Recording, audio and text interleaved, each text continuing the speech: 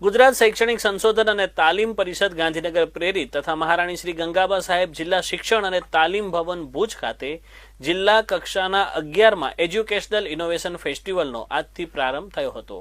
આ ઇનોવેશન ફેસ્ટિવલમાં સમગ્ર કચ્છ જિલ્લાના વિવિધ વિસ્તારોમાંથી શિક્ષકો નવતર શૈક્ષણિક પ્રયોગો સાથે ભાગ લેવા પહોંચ્યા હતા। ખાસ કરીને વર્ગખંડમાં બાળકોને વિવિધ વિષયોમાં થતી અભ્યાસની મુશ્કેલીઓને સરળ અને રસપ્રદ કેવી રીતે સમજાવી શકાય તે અંગે શિક્ષકો દ્વારા કરાયેલા નવીન પ્રયોગો અહીં રજૂ કરવામાં આવ્યા હતા। છેલ્લા 10 વર્ષથી સતત યોજાતો આ ઇનોવેશન ફેસ્ટિવલ માત્ર પ્રદર્શન પૂરતો સીમિત ન રહેતા અહીં રજૂ થયેલા અનેક પ્રયોગો આજના સમયમાં પણ વર્ગખંડોમાં અસરકારક રીતે ઉપયોગમાં લેવાઈ રહ્યા છે।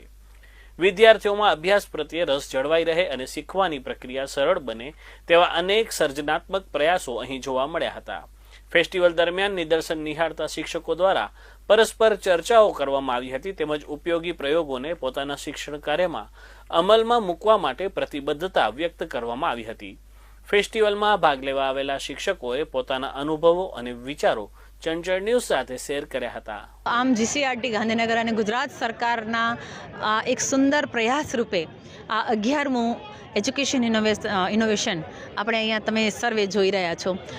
11મા ઇનોવેશનમાં હું 10 વર્ષથી ભાગ લઉં છું અને આખા કચ્છમાંથી એટલા સુંદર ઇનોવેશન આવે છે કે ઇનોવેશન એનો ટૂંકો અર્થ એટલો જ કહીએ કે વર્ગખંડમાં બાળકને જે કોઈ વસ્તુ શીખવામાં મુશ્કેલી પડે છે એને એક શિક્ષક કઈ સરળ પદ્ધતિથી કરાવી શકે એ સરળ પદ્ધતિ ગુજરાત હોય, કચ્છ હોય, ભુજ હોય કે એક નાનકડી શાળા હોય એમાં તમામ શિક્ષક અમલમાં લાવી શકે એવા પ્રયોગો આ ઇનોવેશનની અંદર આવે છે।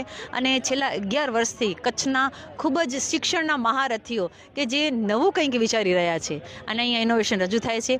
આ ઇનોવેશનની અંદર 27 ઇનોવેશન પ્રાથમિક, માધ્યમિક અને ઉચ્ચતર માધ્યમિકના મુકાયા છે અને આ ઇનોવેશનની અંદર સમગ્ર કચ્છમાંની જેટલી પણ શાળાઓ છે શાળા દીઠ શિક્ષકો અહીં જોવા આવે છે અને એમાંથી જે કંઈ એ લોકોને પોતાના વર્ગખંડની અંદર અપ્લાય કરવા જેવું લાગે છે એ કરે છે।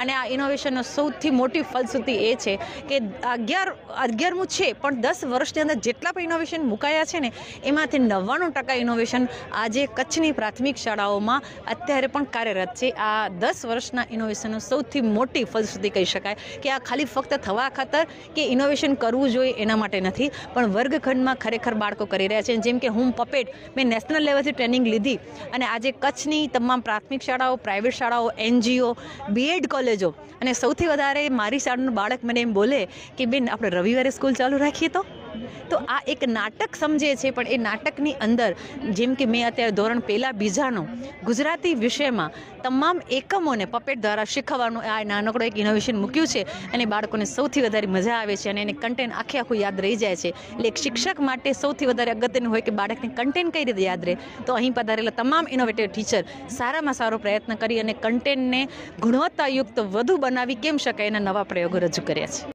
ખાલી ખોટા માસ્ટરોની આગળ બરાડા પાડે કે ભણાવતો નહીં।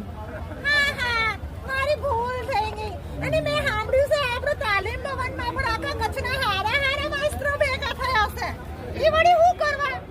અરે ભગવાન ત્યાં ઇનોવેશન ચાલુ છે હાલ તારે જોવા હાલવું છે એ હાલો આપણે દોડીને જઈએ। વાહ મેડમ કરાવીએ છીએ તો બાળકને એને કોઈ ડાયલોગ